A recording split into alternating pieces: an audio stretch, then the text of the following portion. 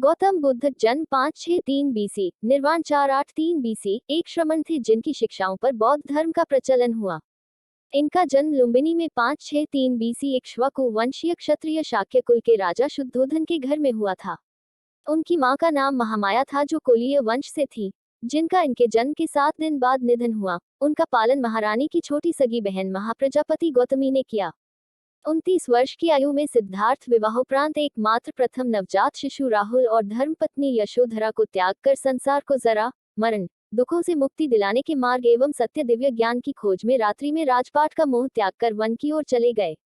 वर्षों की कठोर साधना के पश्चात बोध गया बिहार में बोधि वृक्ष के नीचे उन्हें ज्ञान की प्राप्ति हुई और वे सिद्धार्थ गौतम से भगवान बुद्ध बन गए।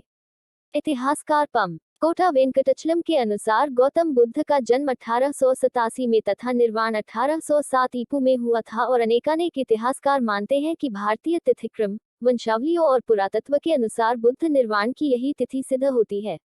जीवन वृत्त। उनका जन्म 563 ईस्वी पूर्व के बीच शाक्य गणराज्य की तत्कालीन राजधानी कपिलवस्तु के निकट लुम्बिनी में हुआ था, जो नेपाल में है।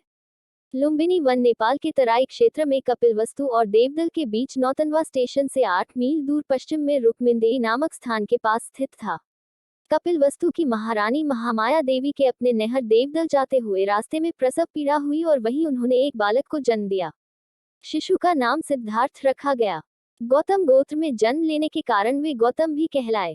क्षत्रिय राजा शुद्धोधन उनके पिता थे। परंपरागत कथा के अनुसार सिद्धार्थ की माता का उनके जन्म के 7 दिन बाद निधन हो गया था। उनका पालन पोषण उनकी मौसी और शुद्धोधन की दूसरी रानी महाप्रजापति गौतमी ने किया। शिशु का नाम सिद्धार्थ दिया गया, जिसका अर्थ है वह जो सिद्धि प्राप्ति के लिए जन्मा हो। जन्म समारोह के दौरान साधु दृष्टा आसित ने अपने पहाड़ के निवास से घोषणा की बच्चा या तो एक महान राजा या एक महान पवित्र पथ प्रदर्शक बनेगा। शुद्धोधन ने 5वें दिन एक नामकरण समारोह आयोजित किया और 8 ब्राह्मण विद्वानों को भविष्य पढ़ने के लिए आमंत्रित किया। सभी ने एक सी दोहरी भविष्यवाणी की कि बच्चा या तो एक महान राजा या एक महान पवित्र आदमी बनेगा। दक्षिण मध्य नेपाल में स्थित लुम्बिनी में उस स्थल पर महाराज अशोक ने 3री शताब्दी ईसा पूर्व बुद्ध के जन्म की स्मृति में एक स्तंभ बनवाया था। बुद्ध का जन्म दिवस व्यापक रूप से थेरावदा देशों में मनाया जाता है। सिद्धार्थ का मन बचपन से ही करुणा और दया का स्रोत था। इसका परिचय उनके आरंभिक जीवन की अनेक घटनाओं से पता चलता है। घुड़दौड़ में जब घोड़े दौड़ते और उनके मुंह से झाग निकलने लगता तो सिद्धार्थ उन्हें थका जानकर वहीं रोक देता और जीती हुई बाजी हार जाता।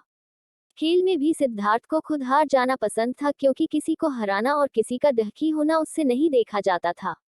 सिद्धार्थ ने चचेरे भाई देवदत्त द्वारा तीर से घायल किए गए हंस की सहायता की और उसके प्राणों की रक्षा की।